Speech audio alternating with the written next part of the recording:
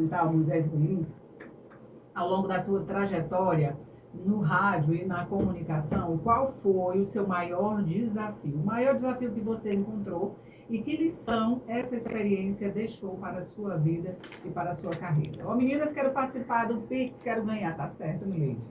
Olha, pergunta muito boa. Eu tenho um costume, inclusive eu já disse isso, gente, no programa que eu faço parte aqui na emissora, né? Essa história eu contei nesse dia e até o senhor Antônio Benedito também falou, aconteceu isso, diga, aconteceu. Acho que o maior desafio que eu passei na minha vida dentro do rádio foi o dia em que eu trabalhava em determinada emissora. E nessa determinada emissora, como a gente trabalha com informação, com notícia, com opinião, na época eu tinha feito um determinado comentário que ia contra, e aí eu não sabia até então, para mim tinha sido uma surpresa, ia contra os interesses dessa pessoa que administrava essa emissora. Tudo bem. Fiz a crítica, na época abri os microfones da emissora, os telefones, e o pessoal entrou e, sabe assim, concordaram comigo. Não teve um que ligou para dizer assim, você está errado, você falou, o que você fala não procede. E foi um estouro nesse dia, após esse comentário que eu fiz sobre determinada figura aqui da região do Cariri. Pois bem, no outro dia, normalmente, vou trabalhar na emissora normal, como se fosse um dia normal, como eu sempre já tinha feito outros tipos de comentário, etc e tal. E o que foi que eu encontrei? Simplesmente a rádio, com 4 cadeados gigantescos, e a ordem que tinha era que eu não poderia entrar dentro da emissora, porque eu não sabia. E na época eu tinha um colega também que trabalhava comigo e estava também sem entender o porquê.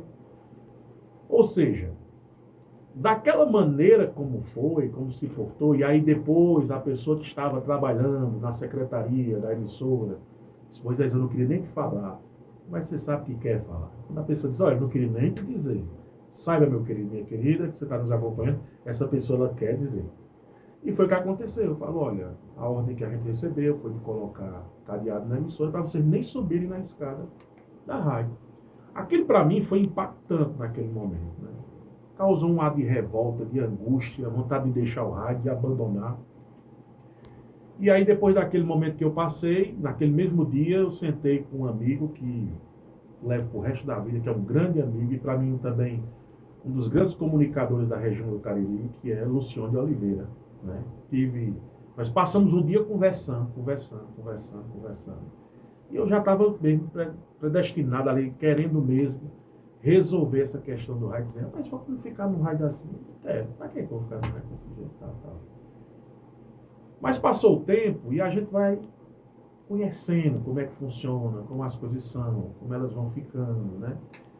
Mas isso me serviu para uma coisa assim bem interessante. Uma das grandes coisas que hoje eu carrego comigo, que foi bom para a gente do rádio, porque o rádio ele não morre, ele permanece, né? Ele permanece tanto que chegou a questão da web rádio, que ainda vai pegar aqui, eu tenho certeza, e vai pegar, né? Nos grandes centros já tem, inclusive web rádio com propaganda, publicidade, com tudo que você imaginar, né?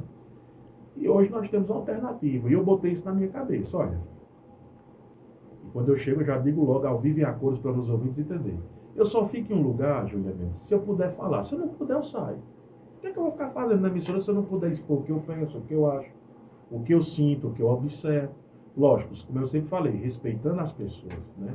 Nunca ferir na honra das pessoas. Mas tendo um senso crítico do que é errado, do que não é para ser, né?